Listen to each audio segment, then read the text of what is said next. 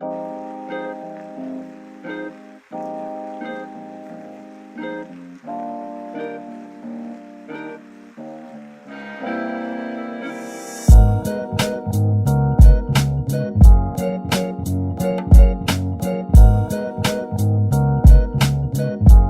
goes on, good people? It's your man, Will B, my man, Shiraz C, and Miss Tracy R right here with the Virgo Verdict. And we talk about different topics to get you guys involved with what's going on around here in the world on social media and life itself. I need you to subscribe, submit, comment, and share the Virgo Verdict. We got something coming up that's real important today. We're going to talk about, what is it called? Hypergamy. Did I say that right? You did. Hypergamy, Yeah, yeah. yeah, yeah. That's what we're gonna get on the topic of. So Shirai got a couple things we're gonna count off and talk about. Miss Tracy gonna give her input, and as will I. It's called the Virgo verdict. Let's go. Let's go. Let's go, let's go, let's go. All right.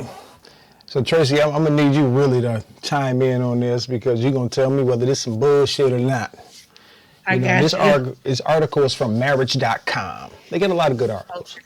Okay. Okay. 9 signs of female hypergamy in a relationship. And we're going to jump right into them and we're going to skip all this other stuff. Number 1, prioritizing status. In the realm of female hypergamy, prioritizing status means placing a significant emphasis on a partner's socioeconomic achievements over personal traits. This approach can diminish the importance of emotional bonds and personal compatibility. What you think? Um, yeah, I agree. Um, let's see, prioritizing status. Okay, so this is my thing here. So it says prioritizing status, social aspirations, upward comparisons, all of that stuff. So this is indicative to me of someone who is unhappy with themselves. Like, so they need an outside source. And y'all tell me if I'm wrong. But I don't need all of that. And maybe it's just me. Maybe I'm in the minority here. But um to me, when you prioritize status, that means that you diminish the things that are substantial, that have substance. Like, what kind of person are you? Um, how do you how do you view women? How do you view black people? Do you have a relationship with God? Are you emotionally mature? Are you emotionally stable? They're prioritizing status. So that means, and focus on the word prioritizing, that means nothing else matters. That who you are financially, who you are, um, if you're climbing the social ladder or not, that means that that's most important to you, right? So that means that you're willing to forego all of those other things for that. And that also tells me that you willing to be miserable just to be with somebody who has some status or who has money, who has a name for themselves. Um, and then upward comparisons, you're comparing your partner against other people who have higher status or wealth. Um, that mean and you so it also says that you have high expectations. But you can have high expectations without prioritizing status and wealth. Status and wealth don't mean shit to me personally because all this shit, the dollar could use its value tomorrow. We could end up in some kind of dystopian future where there's no internet. So then what in the world will social status be then? What will it matter then? So let's say some fucked up shit happen. We find ourselves in some kind of dystopian future. You got a man who had all of this status, right? Is he gonna protect you from the warring clans in there? Is he, is he going? Do he know how to make a fire? Do he know how to preserve food? Do he know how to go out and hunt for shit? Can he protect our little tent from the shit? Like for real? In Come the on. grand scheme, Come on. That's real talk, no. shorty. In No, the it grand is. It is. scheme, Come on, baby. That's what? real talk. This coming from What a does real this? lady, y'all. All that. Talk to him, sister. What Us can he in the. do? What can he do? You What can he know. do? Like for real. Like, okay, he got money, he drive a nice car, but what else is he? What else can he do? What Right. else, those so that's why I say those things to me are not important. Like who is he as an individual? He could have all the money in the world but could be a fucking pedophile. You know what I mean? Like what kind of person is this man? Am I tripping, y'all? No. Nah, not at all. Not at all. Think about it, sis. Most of the guys that you see that has high society or in the high social concept have a lot of pockets. They dicks. A lot of them are just plain old dicks. Not all of them, Yeah, but a not lot all, of them but because they feel yeah, entitled to shit.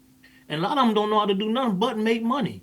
Let a car yeah, break down. Let a tire get flat. They first thing they go, hey, I need you to go get my car. It's over here over on Connor and 7 Mile. I need that to yeah, my house like ASAP. He ain't the one to go out there and jack that bitch up and go, I got you, baby. But he gonna make sure it's gonna get done because he paid for it. Like you say, if something digress happen in the world and you can't whip out that them De Niro like you need to, what can you do? what can You you understand what I'm do? saying? What can you do? And that's real talk. And I remember back in the day, it was a thing called sack chasers, right? Oh yeah. And in the 80s, when crack was introduced, motherfuckers was making money hand over fist, Mhm. okay? And I hung with a crew of females that only fucked with niggas who made money, in the crack game. No doubt. And they like, there were instances where they would like be like, okay, I'm gonna hook you up with his whoever, and he gonna give you some money. He got money to spend. But first of all, that's not me. Secondly, there are things that you have to do to enjoy that lifestyle. You have to be a certain kind of woman and you have to be accepting of certain kinds of things to reap those kinds of benefits. Most of my friends were being physically abused Hmm. in these relationships. Most of my friends was driving crack cocaine across state lines. Most of my friends were doing shit that were against their moral compass, fucking with these dudes. And those were all things, although I did drive crack cocaine across state lines at one We don't, point, yeah, allegedly. allegedly. Uh, but I wasn't with him because of his money, though. That was, anyway. Hmm. But there are certain things as a woman and as a person that I was not willing to do. To be with a guy with money, a guy like that with money. He's in the streets and he got money. That shit was too dangerous for me. I wasn't, and back in the day, motherfuckers was dying. They was getting killed in cars with niggas, at dice games with niggas. I wasn't trying to live that life. So there are a lot of things that come with that lifestyle that wasn't for me. So when you're looking for this, when you're engaging in hypergamy, that means that you're putting aside,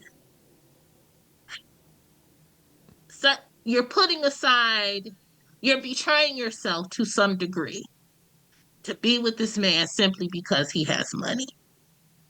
And I'm just not willing to do that. And seeing for me, see, hypergamy is really a cute word for prostitution, right? Because a lot of It women, is. a lot of women will say, you know what? I'll get with him. I don't like him, but he got bread. He got what I want, and I'll take whatever it is. So we used to have a saying back in the day, the worse the ass kicking, the bigger the gift. To say I'm sorry. Mhm. And so I've noticed just Now we've what was unaccepting back in the day, like the abuse and all this other stuff, because it wasn't cool. And I don't give a damn what man, whether you call yourself a pimp, player, hustler, whatever, putting your hands on a woman, putting your hands on a woman, and she ain't do shit to you physically. I don't care about her talking shit. Or she go out and sleep with somebody else. Don't put your hands on a woman. Flat the fuck out.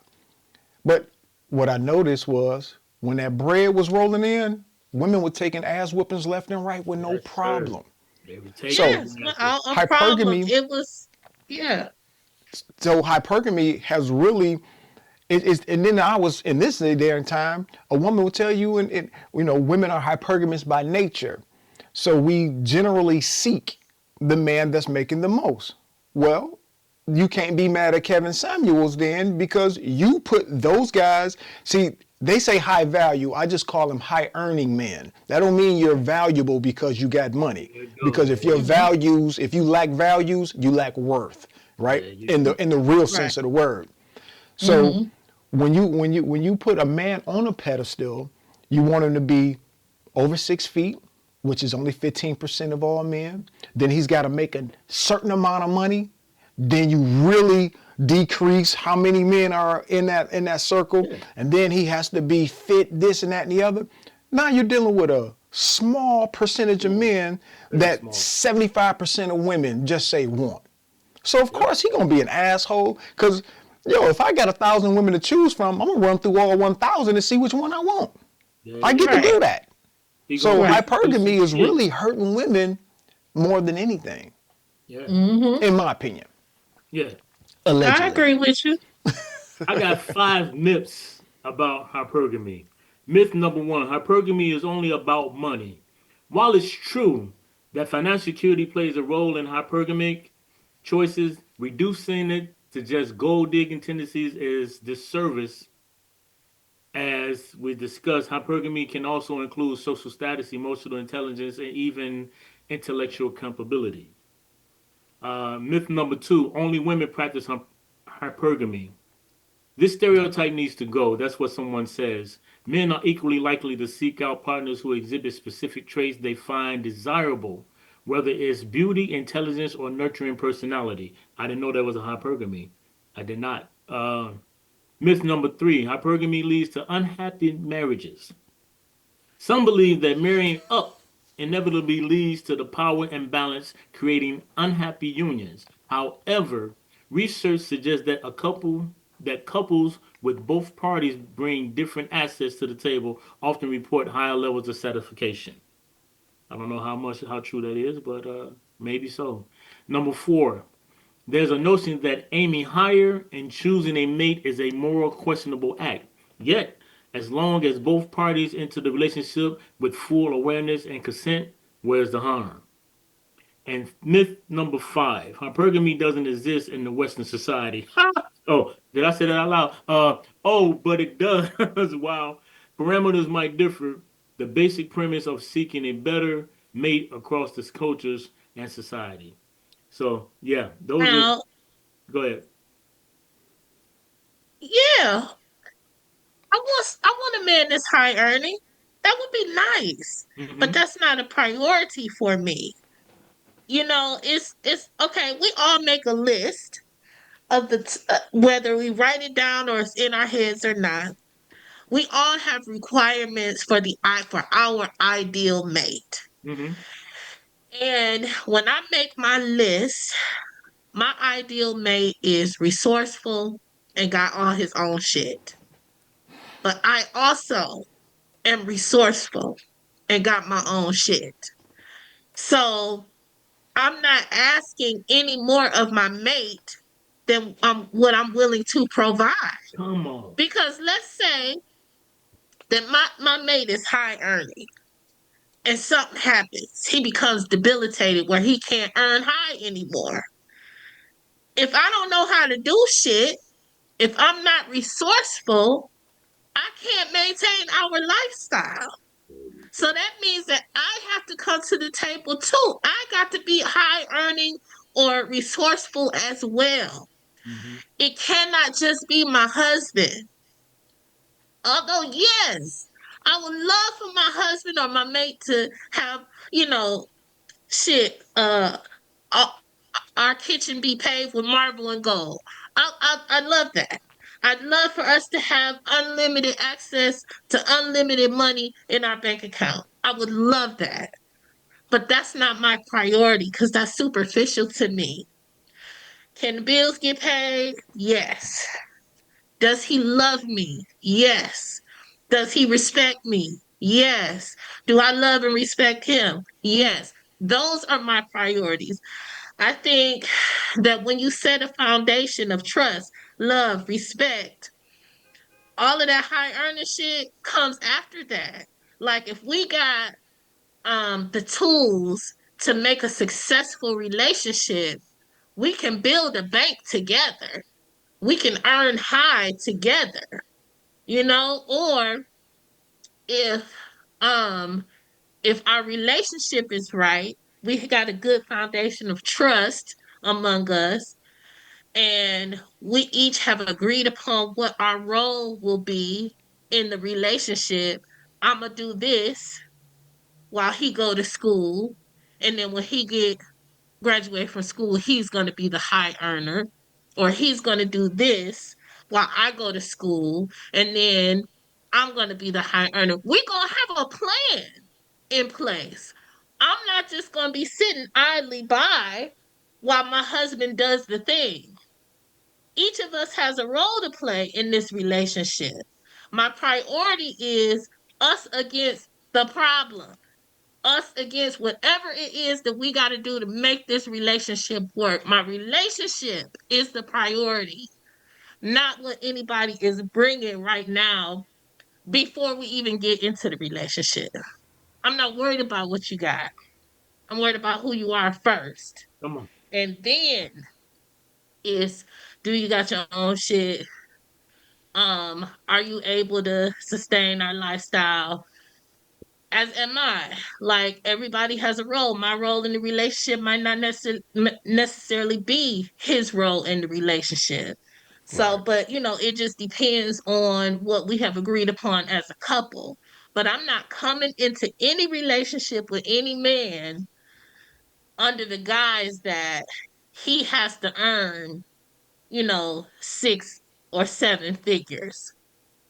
I'm not picking a man based on that.